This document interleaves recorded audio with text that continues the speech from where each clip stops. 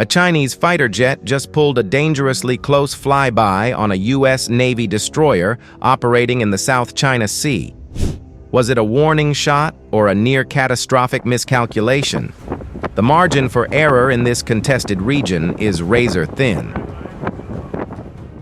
According to Pentagon sources, the Chinese J-16 fighter approached within just 300 feet of the U.S. Navy destroyer, so close that the warship's radar system sounded collision alarms. The destroyer was conducting what the Navy calls routine operations in international waters at the time.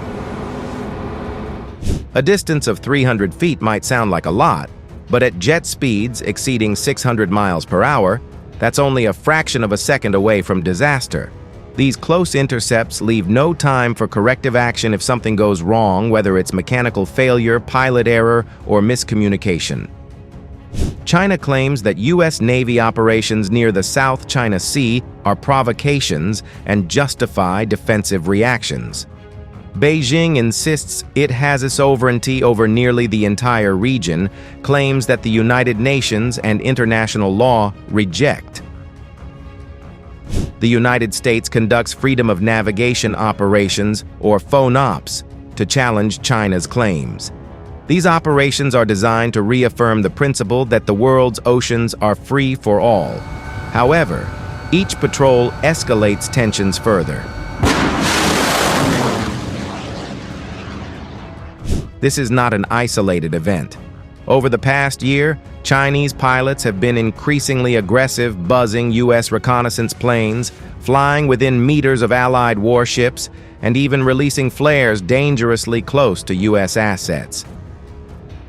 Allies have expressed alarm over China's risky behavior. The United Nations, ASEAN, and defense leaders from multiple nations have urged restraint, warning that an accidental collision could trigger a military crisis no one wants.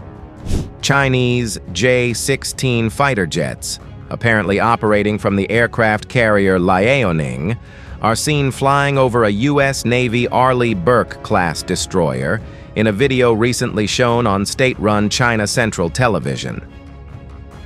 The footage comes soon after imagery emerged of a full complement of 24 J-16s arranged on the deck of the same carrier.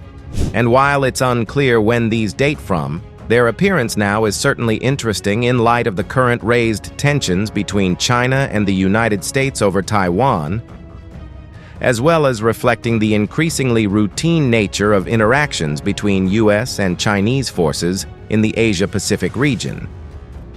It's also unclear where the video of the J-16s overhead the unidentified U.S. Navy destroyer was taken, but there has been speculation that the incident took place in the Taiwan Strait that separates Taiwan from mainland China.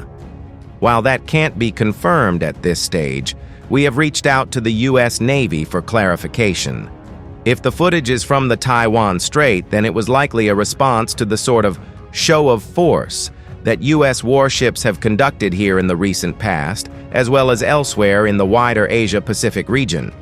Indeed, the Taiwan Strait has been the scene of recent intense military activity by China and the U.S. and its allies. In particular, the visit to Taiwan by U.S. Speaker of the House Nancy Pelosi in early August triggered a series of military drills in the strait that continued throughout the month. Only last week, meanwhile, the Arleigh Burke-class destroyer USS Higgins and the Royal Canadian Navy's Halifax-class frigate HMCS Vancouver passed through the strait.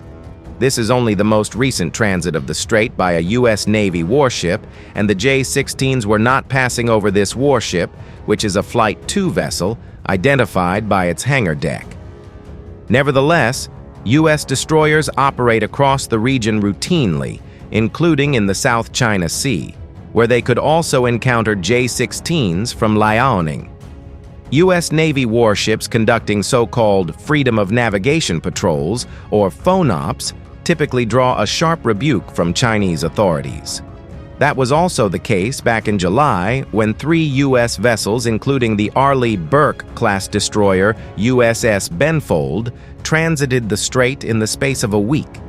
As for the Liaoning, In recent months, it has been noted operating in waters further east of Taiwan. Reports and photos released by the Japan Ministry of Defense in early May showed the carrier and its air wing exercising around 100 miles south of Ishikagi Island, a Japanese island southwest of Okinawa. According to reports in the Chinese media, the sequence with 24 J-16s was shot during maneuvers in the Bohai Sea, an area of water off the east coast of China that extends into the Yellow Sea. That would put it a long way from the Taiwan Strait.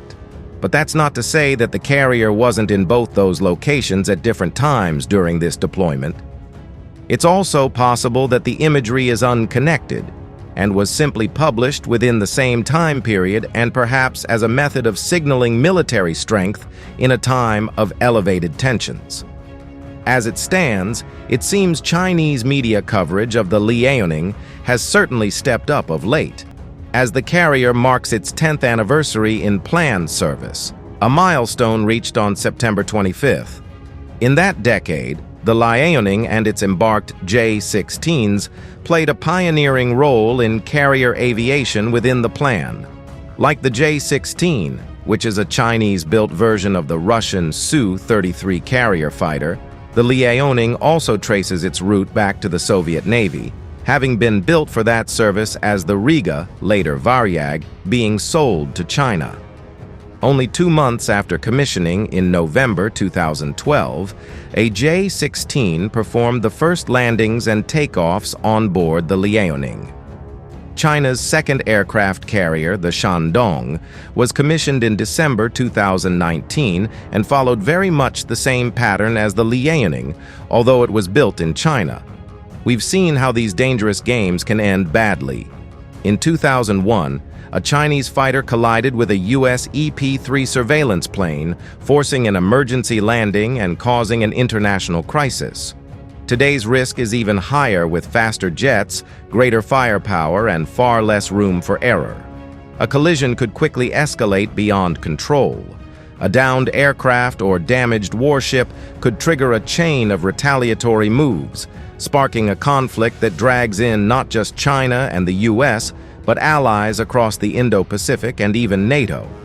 The skies and seas of the South China Sea are becoming a powder keg. With every close encounter, the risk grows. One mistake, one misunderstanding, one heartbeat, and the world could be changed forever. Should the U.S. continue freedom of navigation patrols even with these dangers? Or is a more cautious approach needed to prevent war? Share your thoughts in the comments. Like, subscribe, and hit the notification bell for expert analysis of every major defense flashpoint shaping our world today.